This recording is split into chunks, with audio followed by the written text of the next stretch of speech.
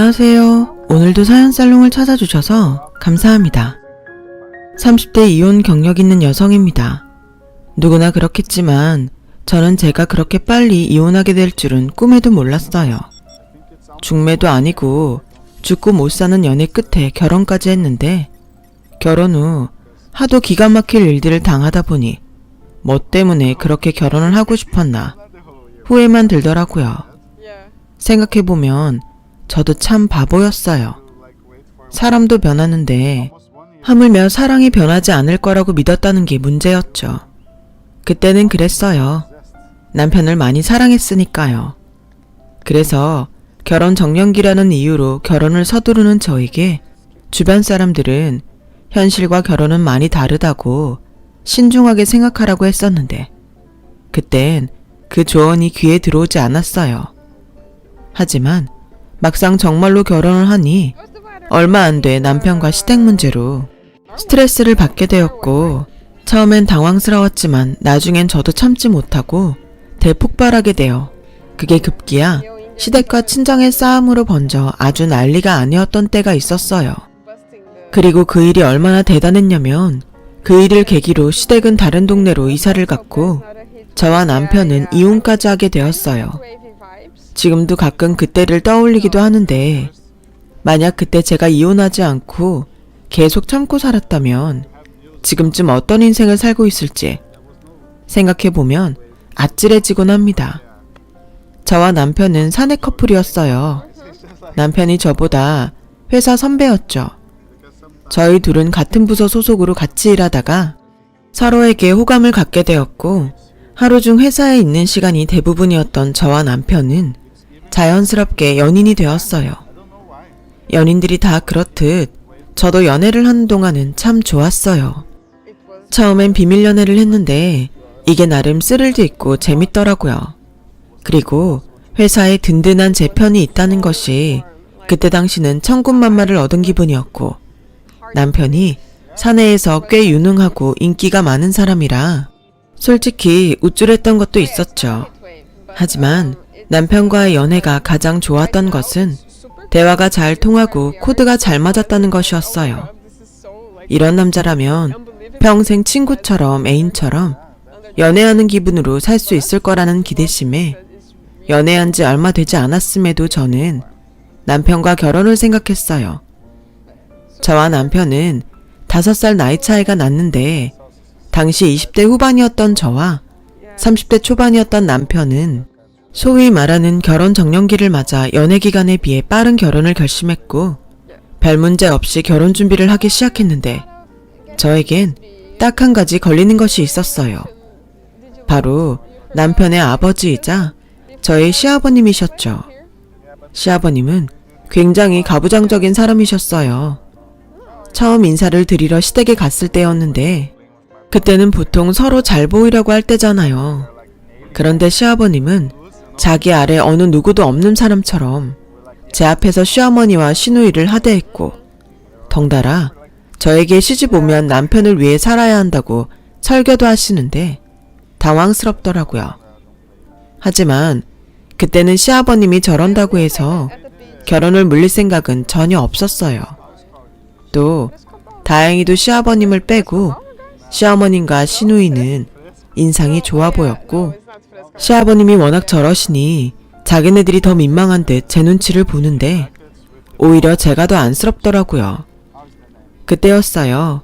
시아버님이 우편물 하나를 뜯어보셨는데 표정이 굳더니 이내 시어머니에게 일방적으로 화를 내기 시작했어요.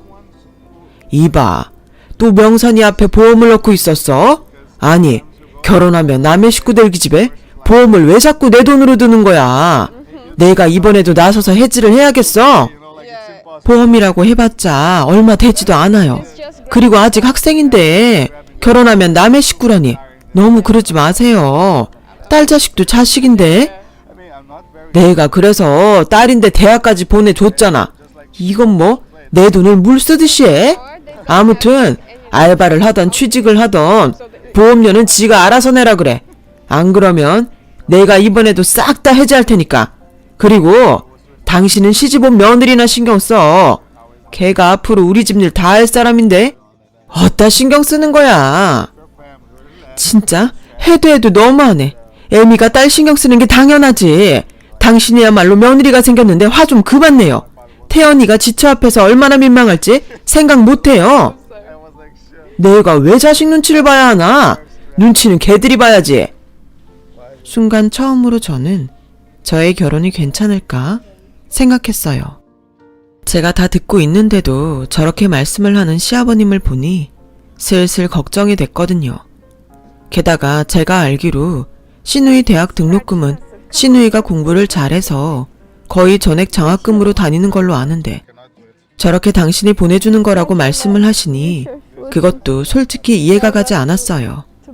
그리고 시아버님이 저러실 때마다 남편은 저보기가 민망했고 도저히 안 되겠는지 한 번은 저에게 이렇게 말하더라고요.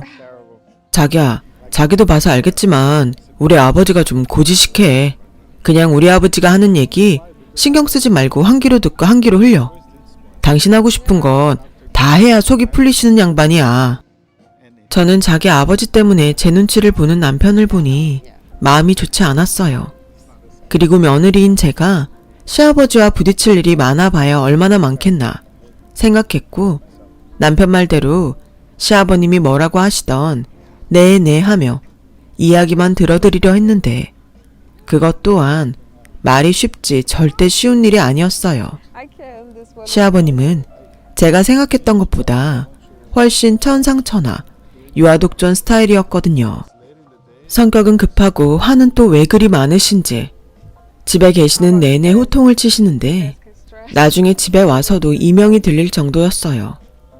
그리고 이제는 결혼도 했으니 상관없다는 듯 당신 내키는 대로 말씀을 하시는데 이게 적응도 안 되고 중간에서 어떻게 해야 할까 난감할 정도였어요.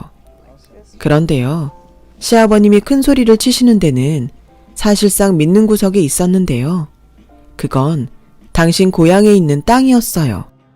듣기로 그 땅은 집안의 장남이었던 시아버님이 자기 집에서 물려받은 재산이었는데 그 땅이 나중에는 큰 돈이 될 거라고 믿어 의심치 않으셨어요. 우리 고향에 있는 내 땅이 금싸라기 땅이야. 거기에 터미널이 들어온다는 말도 있고 또 아파트가 들어온다는 말도 있다니까. 대체 얼마나 오르려고 저러는지. 너 아주 우리 집에 시집 잘 왔어. 안 그러냐? 네? 아, 네. 그러니 너 나한테 잘해라. 내가 너 하는 거 봐서 콩고물 좀 줄지 말지 결정할 거니까. 이런 말 좀 그렇지만 솔직히 그 말을 듣는데 좋기는커녕 기분이 나빴어요. 사실 말만 그럴 뿐이지 시댁은 형편이 그다지 좋지 않았거든요. 그래서 신혼집도 저희 아빠가 마련해 주셨는데 상견례 때 작은 일이 있었어요. 사돈, 이렇게 합시다. 내가 고향에 땅이 있어. 근데 그게 지금은 못 팔아요. 지금 팔면 손해가 이만저만이 아니거든. 그러니까 애들 신혼집은 사돈네가 좀 해주고 내가 나중에 이자 쳐서 갚아드리리다. 아, 마침 제가 작은 평수지만 아파트가 있습니다. 그럼 애들은 우선 거기서 지내게 하죠. 이자는 됐고요. 대신 나중에 애들 넓은 집으로 옮겨주시죠. 아, 여부가 있나요? 사돈지간에 말이 잘 통해서 좋네요. 내가 오늘 아주 기분이 좋으니 내술 한잔 받으시죠. 공수표라는 말이 있죠. 저희 시아버지에게는 그 땅은 공수표 같은 거였어요. 걸핏하면 자기는 나중에 큰 부자가 될 거니까 지금은 대신 좀 하라는 것이 저희 시아버님의 레파토리였고 가족은 물론이고 이제 막 식구가 된 저 역시도 그 말을 들을 때면 여간에서는 표정 관리가 어려웠어요. 차라리 겸손하셨다면 얄밉지는 않을 것을. 솔직히 경제적으로 여유가 많았던 저희 친정과 남편보다 스펙이 좋았던 저는 아버님의 그 허풍이 불편해지기 시작했죠. 남편은 민망해서인지 어쩐지 제 앞에서 주눅이 들어 보이는데 그것도 저에겐 스트레스였어요. 그런데 제가 드디어 더 이상은 참기 어려운 일이 벌어졌고 그 역시 사건의 중심엔 시아버님이 계셨어요. 예, 내 차가 니네가 봐서 알겠지만 오래됐지 않니? 그래서 이번에 차를 좀 바꿔야겠는데 니네가 좀 보태라. 나중에 내 재산 니네가 다 물려받을 텐데 그까지 차 한 대 정도는 사줄 수 있잖아. 안 그래? 처음엔 보태라고 하더니 은근슬쩍 차를 사달라시는 시아버지를 보니 저는 더 이상은 참을 수 없었고 그래서 이제부터 할 말은 하자고 결심했는데요. 아버님, 저희 그 재산 안 주셔도 돼요. 그러니까 차는 아버님이 알아서 사시는 게 좋겠어요. 라고 말씀을 드리니 저의 말에 시아버님은 예상하지 못했다는 듯 표정이 굳으셨어요.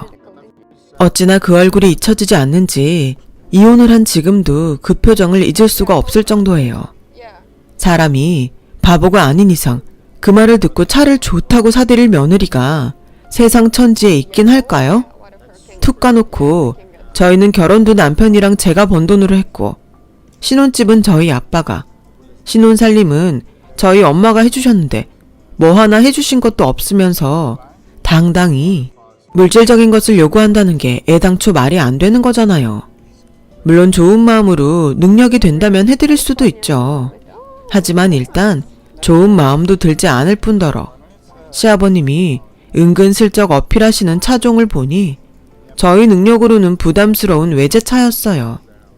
아무튼 그렇게 제가 퇴짜를 놓은 후 저는 완전히 시아버님 눈밖에 났죠. 자신의 권위에 제가 도전을 했다며 아주 저만 보면 쌍심지를 켜시는데 한 번은 제가 시댁에 온 지 5분도 채 되지 않았을 때인데 다짜고짜 이렇게 말씀하신 적이 있어요. 아니, 어디 며느리가 하늘같은 시아버지한테 눈을 똑바로 뜨고 덤빌 수가 있어?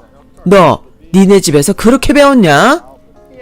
여보, 말을 또 왜 그렇게 하세요? 어허, 내가 지금 말을 하는데 당신이 끼어들 꾼번이야. 시어머니라는 여자가 이러니 며느리가 뭘 보고 배우겠어. 집구석 아주 잘 돌아간다. 아버지, 그만하세요. 애도 아니고 언제까지 그러실 건데요. 솔직히 말씀드리는데 저희 아버지 차 바꿔드릴 만큼 돈 없어요. 돈이 없어? 그 좋은 직장들을 다니는데 돈이 없다고? 이거 아주 네 애비를 천치로 하는구만. 그래, 좋다. 돈이 없다 치자. 대출 받으면 되지. 이게 막말로 돈이 문제냐? 마음이 문제지. 며느리 네가 말해봐. 네, 아버님 말씀이 맞아요. 마음이 문제죠. 대출 받으라고요? 왜요? 저희 차도 아닌데 왜 저희가 대출금에 이자까지 내면서 아버님 차를 바꿔드려야 해요?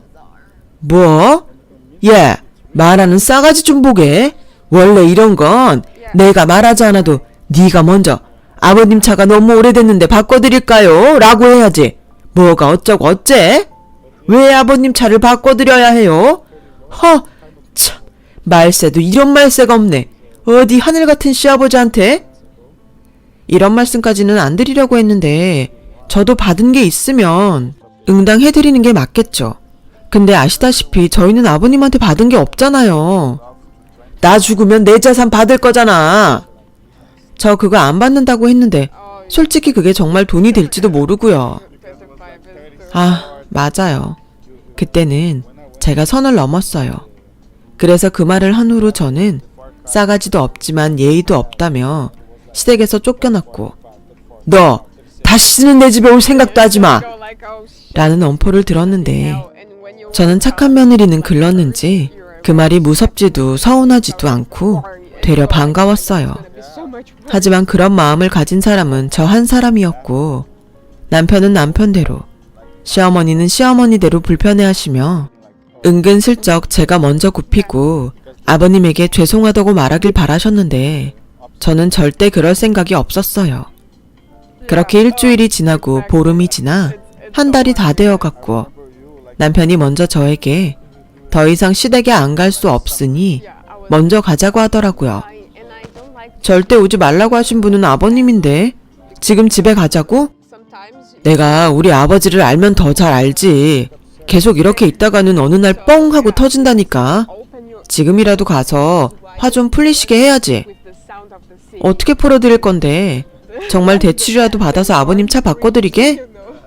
아니, 일단은 이해하시게 잘 말씀드려야지. 이런 말해서 미안한데 퍽이나 이해하시겠다.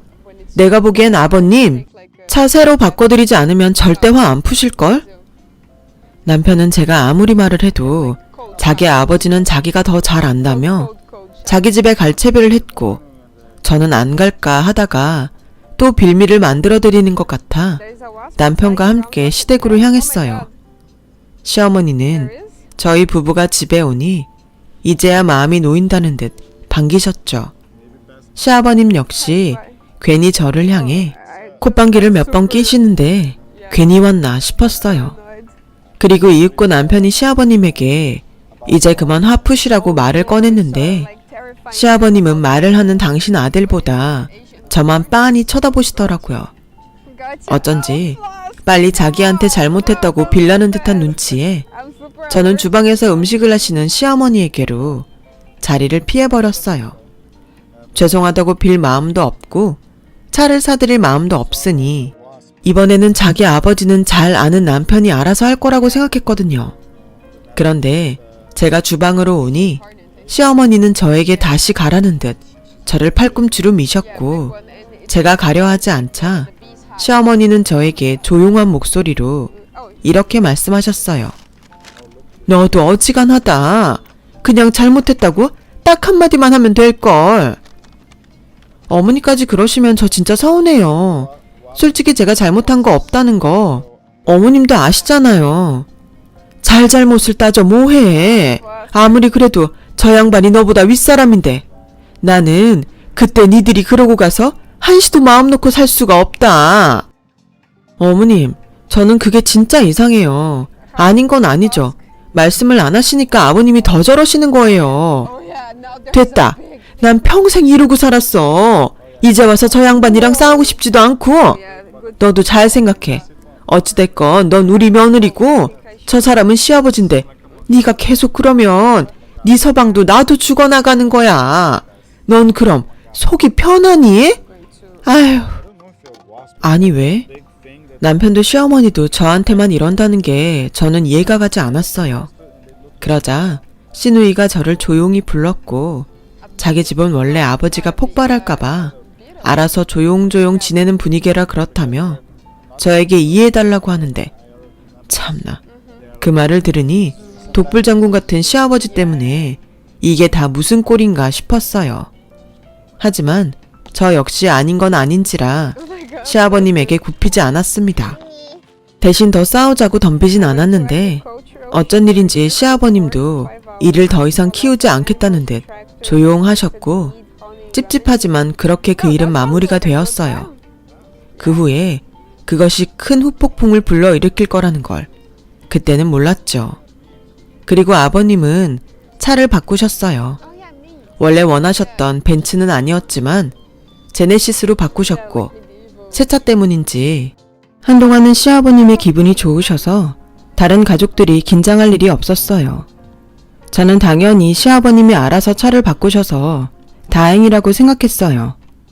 그렇게 결혼하고 큰 문제 없이 처음 맞이하는 추석 명절이 되었고 저도 여느 며느리들처럼 명절을 새러 시댁에 갔는데 실컷 음식 준비하고 차례 준비를 마쳐놓으니 시아버님이 이렇게 말씀하셔서 제 속을 또 뒤집어 놓으셨어요.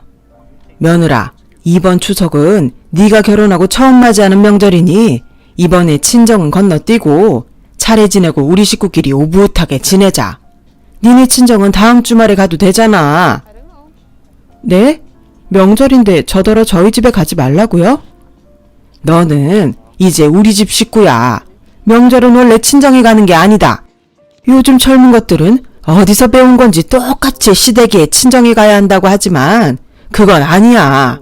시집 오면 명절은 시댁에서 다 보내는 거지. 아버님은 그럼 아가씨가 시집가서 명절인데 집에도 못 온다고 하면 서운하지 않으세요?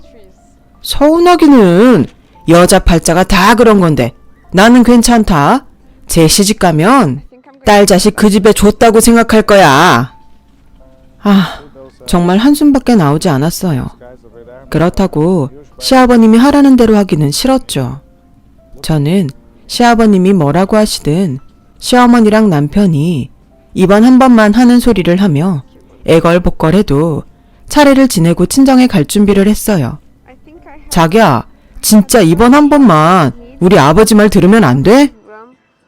안 돼. 처음부터 이러면 앞으로도 계속 나는 명절에 친정 못 갈걸? 에이, 아니야. 그냥 처음이니까 우리 아버지 말 듣자. 싫다고.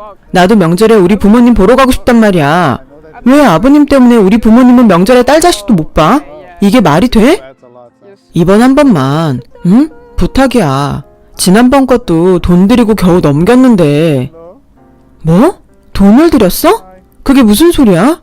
저 제네시스 설마 자기가 사드렸니? 그럼 어떡해. 계속 노발대발 하시는데. 자기가 돈이 어디 있어서 설마 나 모르게 대출 받았니? 갖고 있던 거랑 5천만 원. 내가 미쳐. 자기 원래 이런 사람이었어? 그럼 나 모르게 그거 대출 갖고 있었던 거야? 자기가 이러면 내가 더 힘들다. 나 좀 봐서 자기도 우리 아버지한테 좀 져주면 안 되냐? 남편의 말에 저는 혀를 내둘렀어요. 이러니 시아버님이 똥인지 된장인지도 모르고 독불장군 유아 독존이죠. 저는 절대 그러지 않겠다고 했고 보란듯이 친정으로 가겠다고 했어요.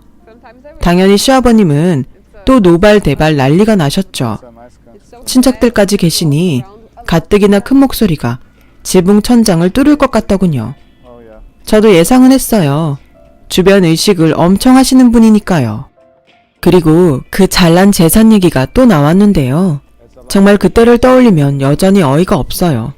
너 내가 죽어도 내 재산 1원도 받을 생각하지 마라. 알겠어? 네, 절대 안 받을 테니 아버님도 제발 그만하세요. 그리고 그 이한테 들었는데 기어코 그 사람한테 대출 받아서 차를 사셨네요. 다른 집은 부모가 자식 차를 사준다는데 자식 빚내서 새 차 뽑으니 그건 안 창피하세요? 거야, 내가 고향 땅으로 돈 벌면? 형, 아직도 그 땅 얘기를 하는 거야? 그 땅 날아간 지가 언젠데? 조용히 해. 그리고 날아가긴 왜 날아가? 그냥 지금은 묶여있는 것 뿐이잖아. 그러면 그렇지. 그렇게 대단한 땅이었으면 아버님 성격에 그걸 그냥 뒀을까 싶었는데 역시는 역시였어요. 졸지에 궁지에 몰린 시아버지. 저는 어이가 없다는 얼굴로 친정에 갔고 시아버지는 전화와 문자로 가족들 앞에서 시애비 망신 줬다며 또 호통을 치는데 나중엔 전화도 그냥 아예 꺼버렸네요. 남편은 자기 아버지 눈치 때문인지 아니면 저한테 화가 났는지 시간이 지나도 저희 집에 오지 않았고 저는 싸웠냐고 걱정하는 친정부모님에게 철없게도 그동안 있었던 이야기를 모두 다 말했어요. 저도 제 마음을 알아줄 제 편이 간절했거든요. 그 양반도 참 요즘 세상이 어떤 세상인데. 여보, 바깥 사돈이 계속 그럼 어째요? 그러게 내가 상견례 때부터 이 결혼 이상하다고 했죠. 이미 지난 얘기 해서 뭐해. 당사자들이 좋다는데 그걸 우리가 엎어? 세연아, 그러지 말고 아빠가 돈 줄 테니까 김서방 대출금 갚아줘라. 대출이란 게 배보다 배꼽이 더 커. 나중에 줄 돈 아빠가 미리 땡겨줬다고 생각하자. 이 양반이 애들 차면 내가 말을 하네. 자기가 그 돈 갚아주면 자기가 사돈 차를 사준 꼴이 되잖아요. 뭐 어때? 괜찮아. 사위도 자식인데 오죽하면 얘한테 말도 못하고 혼자 대출을 받았겠어. 팔은 안으로 굽는다고. 저는 사위까지 챙기는 친정아빠를 보고 시아버님이 저희 아빠 반만이라도 닮았으면 하고 생각했어요. 그리고 친정부모님은 너도 그래. 대충 넘길 수 있는 건 넘겨. 괜히 네 시아버지 자극해서 미움받을 건 뭐 있니? 라고 하셨고 저는 그러다 딸 얼굴 1년에 한 번 볼까 말까 할걸? 라고 대답하자 저희 부모님은 아무런 말도 하지 못하고 한숨을 내쉬셨어요. 아무튼 저는 그렇게 또다시 천하의 못돼 먹은 며느리가 되어 명절을 보냈습니다.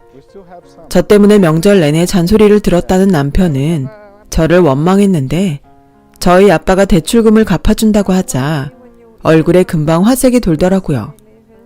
내가 참 좋아했던 남자였는데 그 순간 남편이나 시아버님이나 똑같이 별로라는 생각이 들었고 역시나 남편은 쉬는 날이면 자기 집에 가서 자기 아버지 기분을 풀어드리자고 저를 조르더군요. 이번에는 절대 그러고 싶지 않았어요. 한 달이 지나자 시어머니께서 전화를 하셔서는 시아버님이 단단히 벼르고 있으니 어서 빨리 집에 와서 비는 신용이라도 하라고 우는 소리를 하시더군요. 눈에는 눈, 이에는 이. 저도 이제부터는 시아버님과 똑같이 하기로 마음 먹었고 저는 졸지에 공공의 적이 되었어요. 억울했죠. 그리고 시간이 지나니 시아버님보다 남편과 시어머니에게 더 서운한 마음이 들더라고요. 저와 남편은 신혼인데 그 일 때문에 서먹서먹했는데 그건 그거대로 또 속상했어요. 이럴 거면 결혼하지 말고 계속 연애만 할 걸 하는 후회만 들었죠. 아무튼 그렇게 서운한 마음만 쌓으며 각자 바쁘게 살다 보니 연말이 다가왔어요. 직장인이다 보니 저도 남편도 종무식이다 송별회다 정신이 없었고 그렇게 연말을 보내고 새해 신정을 맞이했는데 그간 연이은 술자리가 피곤했는지 좀처럼 일어나지 못하고 점심때가 지나서야 일어났어요. 제 핸드폰에 무슨 일인지 시아버님 부재중 전화가 10통이나 찍혀 있었어요. 전날 진동으로 놓는다는 걸 잘못해서 무음으로 해놓은 탓이었죠. 그런데 이상한 건 제 핸드폰에는 10통이나 찍혀 있던 시아버님의 번호가 남편 전화에는 한 통도 오지 않았다는 거였어요. 그래서 그렇게 급한 전화는 아니었나 보다 하는 생각으로 편하게 시아버님에게 전화를 드렸고 시아버님은 제 생각과는 다르게 전화를 받자마자 저에게 호통을 치시며 화를 내시는데 그 소리에 남편도 깼어요. 아니, 네가 지금 제정신이냐? 왜? 나 죽거든 전화하지. 새해가 밝았으면 며느리가 알아서 전화도 하고 냉큼 시댁으로 넘어와서 인사도 드리고 할 것이지? 여태 뭐하다 이제야 전화를 해. 그리고 내가 너한테 무려 10번이나 전화를 걸었는데 너 내 전화 일부러 안 받았지? 내가 모를 것 같냐? 아니에요. 핸드폰이 무음으로 돼 있어서 몰랐어요. 그렇게 급하셨으면 남편한테 하시지. 어디? 지 서방을 끌어들여. 너 안 되겠어. 내가 이참에 너의 그 썩은 정신머리를 고쳐야겠어. 너 어디 가지 말고 거기서 딱 기다려라. 시아버님은 그렇게 일방적으로 전화를 끊으셨고 30분도 채 되지 않아 저희 집에 오셔서는 초인종도 있는데 쾅쾅쾅 주먹으로 저희 현관문을 치시며 소란을 피우셨죠. 다른 이웃들도 있는데 창피했던 저는 얼른 문을 열어드렸어요. 그러자 단단히 화가 나셨는지 얼굴과 귀까지 새빨갛게 되신 시아버님은 눈동자를 돌려가며 무언가를 찾더니 급기야 저희 집 물건을 부수기 시작하셨어요. TV도 깨시고 식탁 의자도 던지시고 소파 옆에 세워놓은 스탠드도 발로 차서 전구까지 깨지는데 저도 머리 꼭대기까지 화가 치밀었어요. 그래서 아버님, 저 경찰에 신고할 거예요. 그래, 해. 누가 그러면 무서워할 줄 아냐? 이게 집에 돈 좀 있다고 하늘 같은 시애비를 무시하는데 내 오늘은 어른 무서운 법을 가르치고 말 게다. 아버지, 그래도 이건 아니죠. 진정하세요. 이 얼뜨기 같은 놈? 네가 맹탕이니까 제가 더 우리를 무시하는 거야. 알기나 해? 내가 오늘 우리 집 기강을 바로 잡겠다 이거야. 저는 더는 이 꼴을 볼 수 없어 정말로 경찰에 신고를 했어요. 그러자 집안의 기강을 바로잡겠다는 시아버님은 바로 주랭랑을 치셨고 출동한 경찰들도 어이없어 했는데 그 와중에 딸네 집에 왔던 친정 부모님은 난장판이 되어버린 집을 보며 충격을 받으셨는데요. 저희 엄마는 깨진 조명 유리를 치우며 급기야 울기까지 하셨고 남편은 쥐구멍에라도 숨고 싶은지 화장실에 가서는 나오지 못하더군요. 그때였어요. 아빠가 화장실에 들어간 남편을 당장 나오라며 불렀죠. 당장 시댁으로 가자고 큰 소리를 내셨는데 저도 그런 아빠의 모습은 처음 봤네요. 그렇게 저희 아빠는 시댁에 도착하셨어요. 그리고 곧장 남편에게 아버님 차가 어딨냐고 물었고 남편은 불안한 얼굴로 시아버님이 주차해 놓은 차를 가리켰는데 그 순간 아빠가 접어진 제네시스 사이드 미러를 나라가 발로 차셨어요. 아빠가 합기도 유단자씨거든요. 어찌나 요란한 소리가 나면서 사이드 미러가 나가 떨어지는지 뒤쫓아갔던 저와 엄마도 깜짝 놀랐고 차에서도 요란한 비상경고음이 울렸는데요. 귀신같이 그 소리에 시아버님이 신발도 제대로 신지 못하고 밖으로 나오셨어요. 그리고 망가진 자신의 차를 보며 화들짝 놀라셨죠.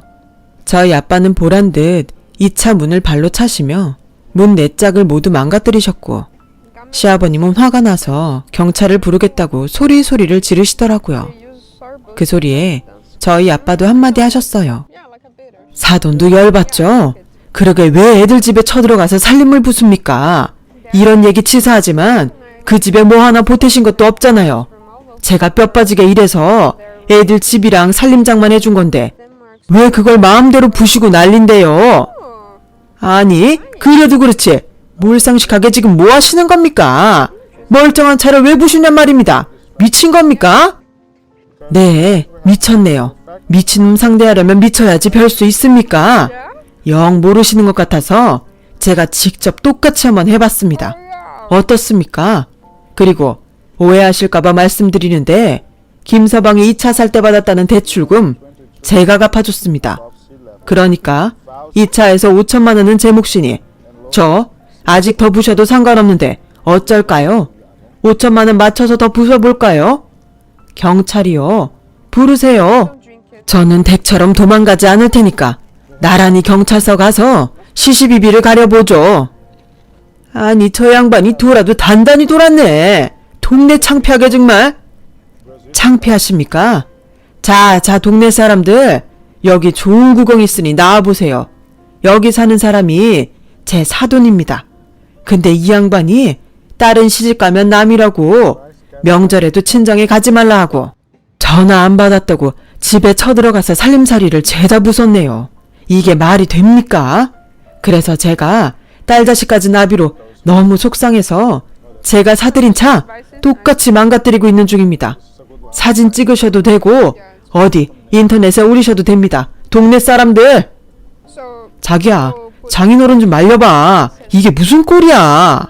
장인어른 그렇게 안 봤는데 우리 아버지보다 더 하시네. 뭐? 어따 비교해. 우리 아빠가 지금 왜 저러시는지 몰라서 그래? 그렇다고 똑같이 저러시냐? 나이도 우리 아버지보다 어리시면서? 여기서 나이가 왜 나와? 그럼 나이 먹으면 자기 멋대로 굴어도 돼? 김서방, 자네가 가서 자네 아버님 말리게. 나는 우리 집 양반 말릴 테니까. 장모님, 저는 저희 아버지 못 말립니다. 장인어른이 시작하셨으니까 장인어른이 먼저 사과하셔야죠. 뭐? 시작은 자네 아버지가 먼저 했지. 우리 집 양반이 괜히 열받았나? 그렇다고 멀쩡한 차를 부술 수는 없죠. 저는 그 순간 너무 열이 받아 저희 엄마에게 대드는 남편의 면상을 손바닥으로 날려버렸어요. 그러자 그 모습을 시장 다녀오시던 시어머니가 보셨고 시어머니 역시 몰상식하게 사돈네가 쳐들어와서 난동을 피우냐고 목소리를 높이셨고 그렇게 동네 한복판에서 난리가 났어요. 그리고 주민신고로 경찰이 출동해 두 집안 사람들 나란히 파출소로 가게 되었어요.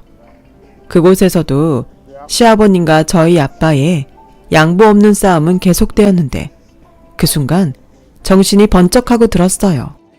제가 이혼을 하면 남남으로 다신 부딪히지 않아도 될 사람들이잖아요.